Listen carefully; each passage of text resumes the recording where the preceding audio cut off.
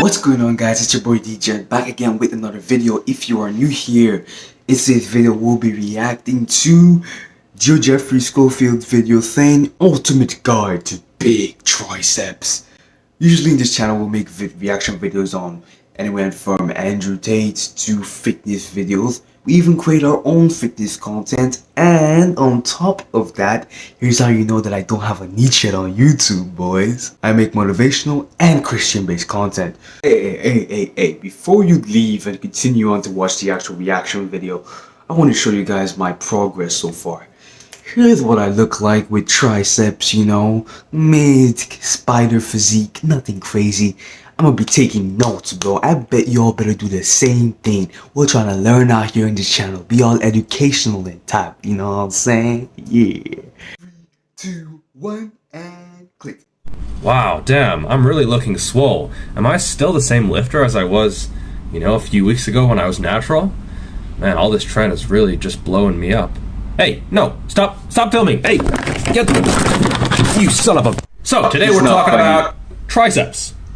This little guy. So we're going to talk about a whole bunch of stuff to get you some bigger, juicy triceps. We're going to be talking about anatomy of the triceps themselves, exercise selection, volume that you should be targeting, injury prevention, rep range, programming, strength standards, as well as some measurements to give you some goals. Get that notebook. Now, as the name suggests, the triceps are actually composed of 3 separate heads, which sounds like quite the night out. The long head, the lateral head, and the medial head. Now, the lateral head is this horseshoe bro up here. The long head is the sweepy boy down here. And then the medial is sort of this small chunk that you can kind of see here, but mostly is kind of hard to see. Now, you might have seen graphics like this, where it's like, do this exercise for this part of the triceps, do this one for this, and this one for this.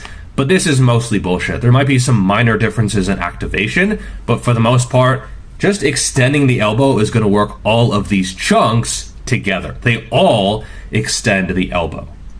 Wow, just like the first minute of the video, we already like dispel all the myths in the fitness industry nowadays. You don't have to do all these like 50 different exercises for the tricep. And I'm gonna write this down, bro. Just extending the elbow is enough to build the whole tricep. Interesting. This kind of goes against the idea of isolation in a sense. The idea that we isolate different, like even like we can isolate our rear delt. Yeah, you can try your best to isolate your rear delt, but you're still gonna use other muscle groups. It's not really something that is convenient. All right, that's just my opinion, though. This is Instagram, right? It's 90% bullshit, but it's entertaining. Now, the one exception I would say is the long head. It actually crosses the shoulder joint, and it's responsible for shoulder extension. And so doing overhead work puts the long head in a sort of pre-stretched position. And this is why you'll never feel a long head stretch unless you're doing overhead work. So I do recommend having some kind of cable extension or dumbbell extension or a French press in order to target that area maybe a little bit more effectively. We do know that a stretch can independently help muscle growth, and that exercises that put the muscle in a loaded stretch position can absolutely help growth. So I would say for the long head in particular, you'll want some kind of overhead work. For the medial and lateral, I don't think it's really worth, you know, twisting your own dick to try to find that contracted position for each particular head. Now let's get into exercise selection. Now the triceps will absolutely be stimulated by presses and pushes. So vertical presses and horizontal presses or pushes, as I call it in my book. Now, it depends on your grip width for the most part. So taking a very wide grip, you can see there's not a whole bunch of range of motion, okay? And you're not even getting a stretch on the triceps. The stretch is going to be at the shoulder, on the pecs, and on the front delt. It's not going to be a whole bunch of triceps. But if you bring your grip in, suddenly it's much more range of motion at the triceps, at the elbow, and you're potentially getting a bit of a stretch on the triceps as well. So the close grip bench press is a very good way to target the triceps. Dips are also going to be an excellent stimulator of triceps hypertrophy. Some people don't like them, and I agree that they're not for everyone, okay? Some people get sternum issues or clavicle issues or rotator cuff issues, but try them out and give them an honest shot and see if they work for you. Some calisthenics athletes develop ridiculous triceps mostly just from dips and, close grip push-up variations. So it can work.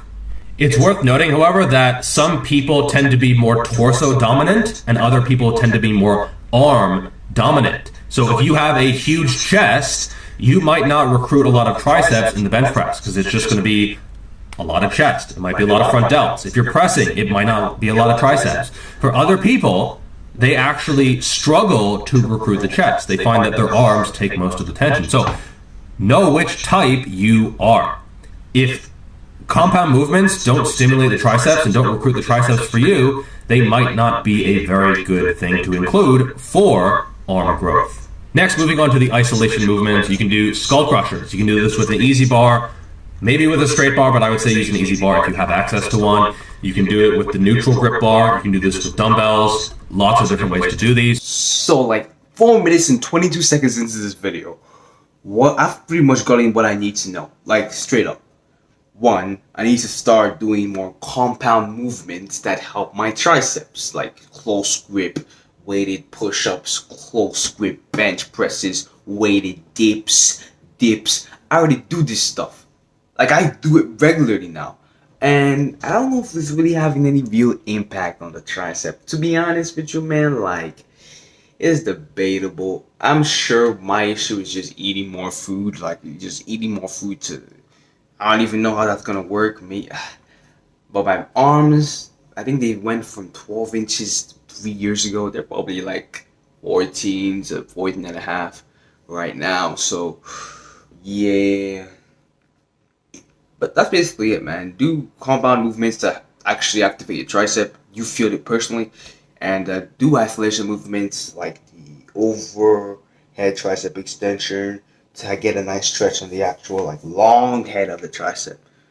All right, let's keep going.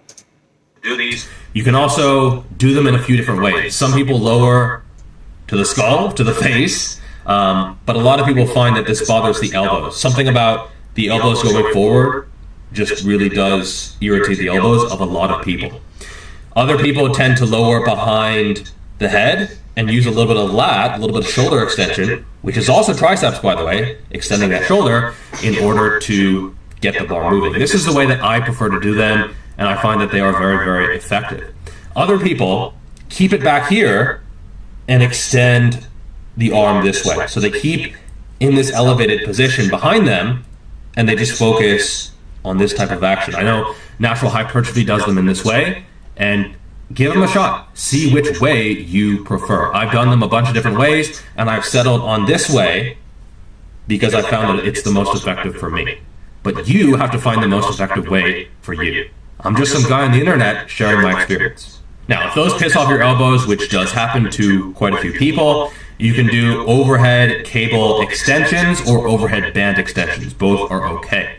You can do them in 2 different ways. One is when you set up and you're standing vertically. So you set the attachment sort of in the mid-range to where you can get full range of motion, and you just start them this way. I've been doing them this way recently, and it's a very good way because it forces you to stay strict and make sure that your range of motion is fairly consistent.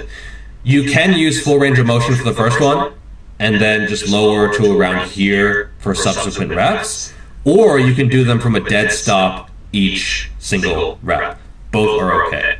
You can also do them where you take the rope and you sort of twist around, and then you do them when you're leaning away from the attachment.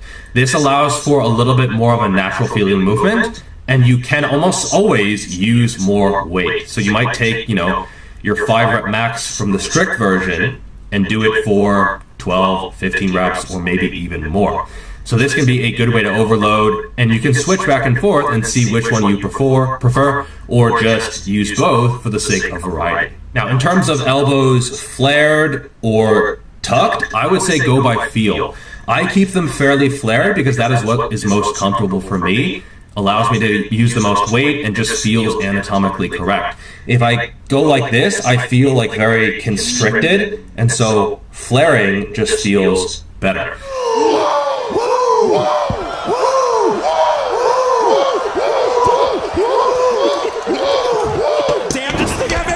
So if someone gives you unsolicited advice, especially on the internet, about your technique when it feels good and is working for you, tell them to fuck off. Next, push downs. This is a tried and true exercise, absolutely a classic, a staple in many programs because it works. So you can do these with a rope, you can do them with a bar overhand, you can do them with like any kind of bar where you're internally or externally rotated. You can do these with an underhand grip, which I am not a huge fan of because grip is often the limiting factor. Basically, just do whatever is comfortable on your wrists, your elbows, and your shoulders. That is going to be way more important than trying to activate a certain area. You can also do overhead dumbbell extensions. Make sure you use full range of motion. I would pause at the bottom as well, just because these tend to be a little bit harder on the elbows. And these are a good option as well. I tend to stick to cables just because they feel a little bit smoother and they take half the time because you can do both arms at the same time. Fair enough. There are also prone extensions with dumbbells. So you're lying on a bench and you have two dumbbells and you're sort of extending them like this, almost in like a punching movement. So you keep your elbows high and forward so you can get a stretch on the elbow, on the triceps, and then you're just extending like this. Some people find that this bothers the shoulders. There's a few different ways to do them. You can do them, where you're like this, where you're like this, where you're like this, just like whatever way is most comfortable and satisfying for you is okay. Next up, we have a JM press. So this is sort of like a mix between a close grip bench press and... Yeah, the JM press, I've heard of that movement, I think once in my life when I watched this 2-hour video on it. And what I learned is it's not for me, bro. Press and a skull crusher. So you're not going back, you're not going to the chest, you're going to the chin area, you're taking it right on the full facial. And this is I'll be honest, I don't like this movement very much. I've done it a few times, I've implemented it over the years a few times, and it never quite feels right for me. But enough people like it, and some people rave about it, and so it must be good for some people, so I think it's worth trying. You can also do a French press where you have one dumbbell to save time. I guess that's okay. I never really liked this either, just because if you fail, you're kind of fucked. If you fail with one dumbbell, you can just put it on your shoulder and then take it down. But if you fail with both arms, it's a lot heavier weight. It's going to be almost twice as much weight, maybe even more. And, not a huge fan, but it can work. By the way, bodybuilding.com has a board press listed as one of their best triceps exercises. Probably not great just from a risk to reward, stimulus to fatigue ratio, just because it's a lot of stress on the elbows. You're going to be overloading with a ton of weight, and you're not going to be getting as much range of motion anyway. Probably not the best movement. Plus, don't do it the way this chick is doing it.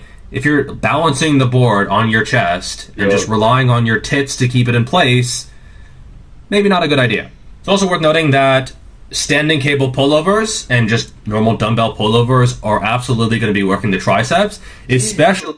Standing cable pullovers are every time I go to the gym and I do those, which is rarely. And you can even do the bodyweight version, and the bodyweight version works just as well. And bro, your triceps, your abdominals, especially in the bodyweight version, they'd be done. And I learned it from watching this athlete next video, his pandemic workout B video. He had this whole series where he would make videos in the pandemic of workout A, workout B, and B. I actually followed it, and honestly, bro, that probably built a lot of tendon strength by mistake. I didn't even realize it. Point is, he had one of these exercises where you would literally go forehand, knees on floor, hands on floor, like a baby position. You would have a slippery rag under your knees, which are close together, and you would literally let yourself go back all the way on the floor and punch yourself back in, kind of like a ab wheel with just your feet and your hands. So, yeah, it was pretty horrendous. If you are fairly triceps dominant, you might feel your triceps working just as much as your lats. So for some people, they might not feel triceps much at all. Other people, they might feel a lot. Find out which type you are. All right, next let's get into injury prevention. Triceps muscle tears are fairly uncommon compared to biceps muscle tears, pec tears, hamstring tears. They're just not really exposed to the type of position, that extremely lengthened position that causes muscle tears. I'm not saying those other muscle groups are like gonna pop off at any moment, but triceps tears are relatively less common. Usually the limiting factor is not going to be your wrists, it's not going to be your shoulders, it's not going to be the muscle itself, it's going to be your elbows. So listen to your elbows, if they're starting to ache, take a deload or take a week of lighter, active recovery, that kind of thing, because keeping your elbows in one piece is one of the secrets to getting big triceps. In terms of rep range, I like to have close grip bench press in the 5 to 8 rep range. You can go a little bit lower. I'll do doubles, I'll do singles sometimes. Yeah, honestly, close grip bench for me, I usually have it in like 10 to 12, probably 8 to 12 to be honest. I can't, my elbows aren't really like built for 5 to 8, but yeah. Do 3 to 4 to 5 reps. I'll go higher as well sometimes, but usually that's what I use for my heavier work. Dips, I don't personally like them for super low reps. Some people do, but I generally say keep it 6 and up if you can. In terms of most isolation movements, I'm literally a calisthenics dude, right? And I remember when I first started doing this stuff, and I would use like every single rock and book I would find, and I would just put inside these 2 bags and just do a bunch of dips. Such a moron, like literally such a moron, absolutely stupid. I remember getting so much elbow pain from it, and then to get like 10 reps, they'd be like, those reps just squeaky, like you have like this interior shoulder pain. Nah, it was not it. So I just dropped the weight, got 20 clean reps with a pause on the bottom.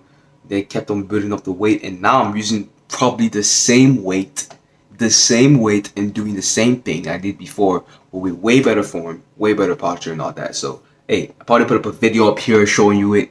Yeah. I spend the majority of my time in the sort of 8 to 12 rep range, with a little bit of time slightly below and a little bit of time in the sort of 10 to 15-ish range, but the majority is roughly 10 reps per set. I have maxed out on extensions before, but I would say this is not really recommended and is mostly just due to stupidity. Now, in terms of overall volume for extending movements, isolations, I have 0 to 4 reps or 0 to 4 sets for beginners, 2 to 8 for intermediates, and 6 to 12 for those who are advanced. I do think having some isolation movements is going to be necessary to maximize development as you become intermediate and more advanced. Don't go overboard, but you probably do need some kind of isolation to maximize development. You can get a lot with compounds, but to truly optimize things and maximize development, you're probably going to want some extensions. It's also worth noting that it can become complicated to track volume because, a close grip bench press counts as 1 full set, an extension counts as 1 full set for triceps. What about a normal grip bench press? Is that half a set? Is it a third of a set? What about a super wide bench press? Is that a 1/6 of a set? It becomes a little bit convoluted. Now, in terms of programming, I would put this after your main compound movements for sure. I think there's something to be said in some circumstances for pre-exhausting your chest before bench or something like that, but pre-exhausting your triceps before presses or before bench presses or before dips or something like that, I don't think there's a lot of value to be had there. You really do want to be chasing strength even for these isolation movements. For example, back in May, I started doing the standing overhead cable extension, and I could do 25 kilos for a set of 6. And I progressed steadily, doing it, every 3 to 7 days or so. And my last workout was 50 kilos for 6. So I literally doubled my strength on that movement. For the traditional standing away variation, I went from 50 kilos for 8 to 65 kilos for 5. So not as big of a jump because I had been doing that movement before, but still a pretty significant increase. And I think too many people just go through the motions when it comes to their isolation, trying to focus on the contraction, the squeeze. You absolutely do want to be getting stronger. That has to be the main focus. Yes, mind-muscle connection is good and all, but you do have to get stronger. Now, in terms of strength standards, I would say a 300-pound dip, total weight, not just the weight added, is going to be a good standard. Alpha Destiny recently did a video where a 300-pound pull-up total was his standard for lats, so I would say a 300-pound dip, or maybe even the 350-pound dip, is a good target. And if you can pop that off for 6 or 8 or 10 or 12 reps, full range of motion, controlled, you will have some dank-ass triceps. For the close grip bench press, I would say targeting anywhere from 100 to 120 kilos for multiple reps is going to be a good target. It's roughly 220 to 275-ish pounds. Will pretty much ensure that you have big triceps. Now, close grip is going to be, I would say, right around here to where you're touching just outside the chest is going to be a good way to go. If you're too close, be prepared for some wrist issues. And if you're too far, it's no longer a close grip bench press. And when it comes to extensions, especially overhead, if you can work up to, 60 kilos for reps, so 135 pounds or so, you're going to have some long head in your future. Now, in terms of tracking progress, you can track your progress just visually. If your arms look bigger, they're probably bigger. But I would say taking measurements is a good idea. You can just use a tape measure. It's fairly easy once you get used to it. It can take a little bit of practice, especially if you're doing it alone. But once you know how to do it, takes 10 seconds. And the triceps are roughly 2/3 of the upper arm. So the arm measurement is a pretty good measure of progress. I would say if you're, 14, 15 inches, it's good, it's solid, but it could be better, probably. 16 inches is getting pretty decent. 17 is quite impressive. 18 is freaking awesome, assuming you're lean and a natural. And 19, well, I highly doubt anyone is natural and lean and watching this video who has a 19-inch arm, but I suppose it's possible. And 20 inches, send evidence. Definitely grab a copy of my book if you enjoyed this video. A lot of my video ideas are just things from my book in less detail. So definitely if you enjoyed this video, 16, 18, don't let that N-word plug his book. Alright, y'all. I was taking notes, yeah, even though I just saying yeah all the time. I know, yeah, I get it, okay? I'm just trying to make a living here. Everything he said, I already implemented into my routine. If you want to check out my routine, be sure to check out this video right here.